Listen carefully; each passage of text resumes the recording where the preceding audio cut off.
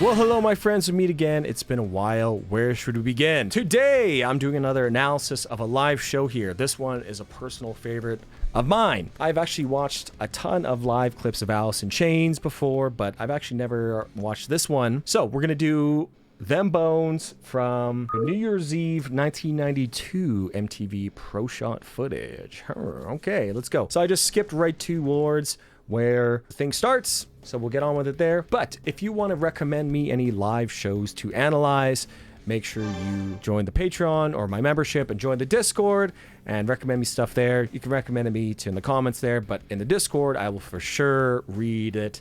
Otherwise, things get kind of lost in the amount of comments that I get, and I'm not checking them all the time too. It's just a lot, right? It's just a lot to get through. But yeah, appreciate it, you guys. Today we're looking at Alice in Chains, one of my favorite bands of all time. Probably goes like Death, Alice in Chains, Megadeth. That's probably like the top three at any point. Like top five, those three are in there for sure, right? So let's get on with it. Them Bones, let's just start it. First of all, we're going to do the obligatory drip check. So we'll just get a good picture of that. I'll move myself. Looks like Jerry, just from this far away, he's looking like he's playing G&L. Got the sweatshirt tucked into the jeans. Just goes so hard. Early 90s.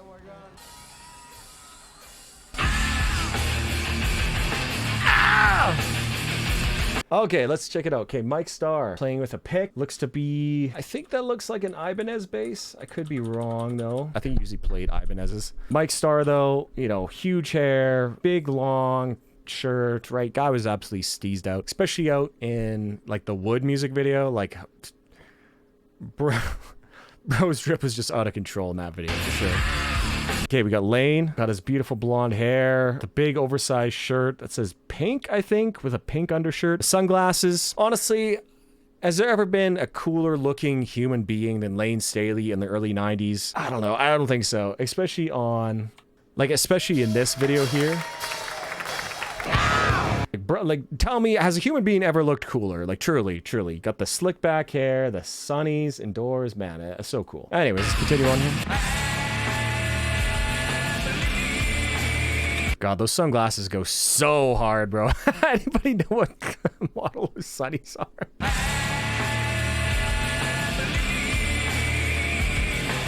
As always, just perfectly on pitch. Both Jerry and Lane there, man. They're just so good live together.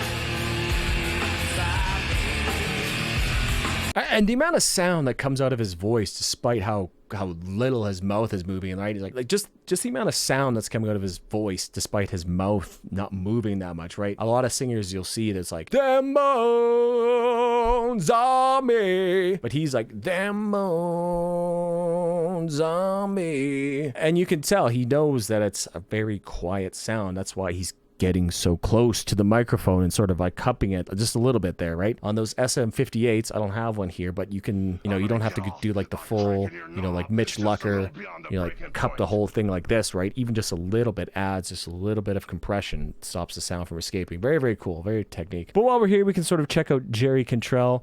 He's got the tucked in white tee to the blue jeans, great long hair. I think he's playing a G&L.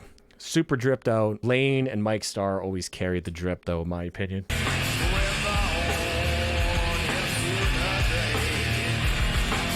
Sean Kinley, absolutely underrated, underappreciated drummer. Incredibly solid, very, very creative beats. Guys, honestly, one of the best rock drummers of all time. Yeah, Sean Kinney, just crazy, great drummer. Love the long hair. He just has a very cool style to his drumming too. It's very, I don't want to say like laid back and off time, but it's sort of like laid back a little bit, kind of drags, but in a cool way. It's excellent. I love it.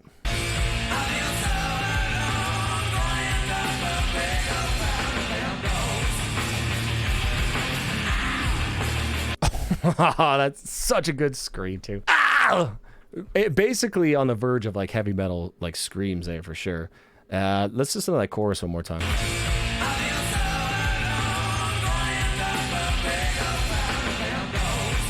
God, their harmonies are just so good together, bro. So good. And the distortion that Lane Staley has on his like higher notes there is incredible too. Life is so alone, gonna end up a big old pile of them bones. So good, man. So good. Like, this is great footage, by the way.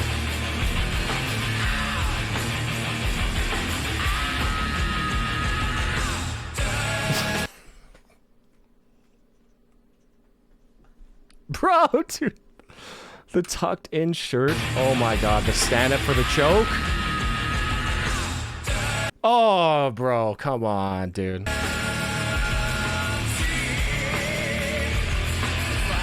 God, that has to be one of my favorite riffs of all time. Yeah, the drop C sharp riffing on the song just goes so hard.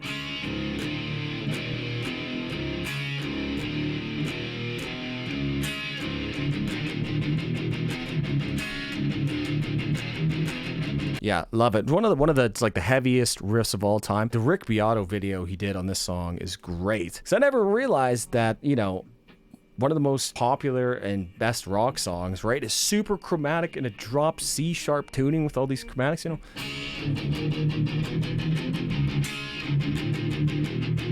know. Like, bro, come on, that's so heavy, so good. All right, let's continue on. Man, Mike Starr's stance on stage is just so cool. His bass is hanging so low, and he's just grooving like that. And his big, long, flowing hair with just the oversized clothes and the low-hanging bass. Guy's just steezed out of control.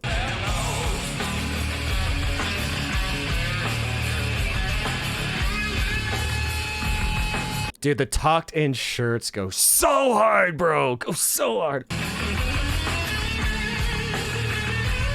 Yeah, I think that's his famous G&L that he always plays. Were they given T-shirts that said something for this event? Maybe that's what's going on here. I don't know.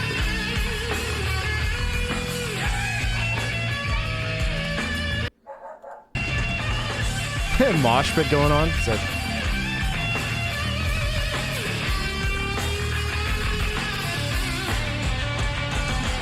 love that solo. Such a great solo. That's just a very Kino shot. Foot up on the monitor, shredding the solo. Yeah, excellent. I also really love in the live versions of this song too, right? Normally there's a guitar playing under like a rhythm guitar playing under the solo, but when they play it live, you know, Alice in Chains doesn't have two guitarists. So it's just the bass playing underneath the solo, and it gives it a really, really cool feel and sound. Kind of gives it like a kind of really grimy sound to it. I love it. Hold on, let's go back here. Sean Kinley's got the DW kit there. Yeah, DW, probably custom kit. Very cool. I love his vertical China too.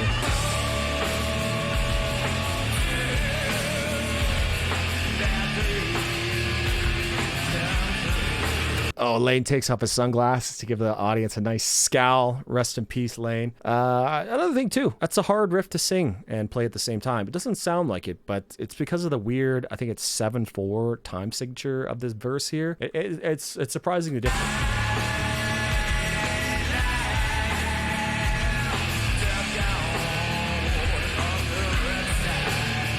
You know, people always make fun of Scott Stapp for the Jarl too, but listen to that there. You know, dead gone over red sky. Like, Lane Staley does it too, and I think the Jarl is a very, very important sort of defining feature of 90s and early 2000s rock music that I think we'll likely to start seeing again, right? You're seeing 90s fashion come back, you know, 2000s dress, right, with the zoomers, so like that. So I think if someone could bring back the Jarl, I think that would be very, very cool.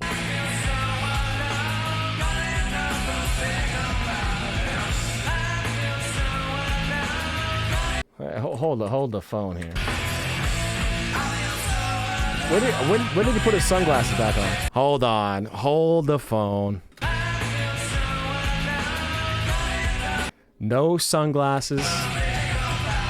Sunglasses. Okay, so maybe this was like stitched together from like, you know, maybe 2 or 3 times they shot the song. And that's okay, that's cool. You know, nothing wrong with that. You got to get the right footage, right? That this was for MTV, right? So I'm sure they're like, yeah, play the song like 2 or 3 times. You know, we'll do that. Most important thing, right, is the music.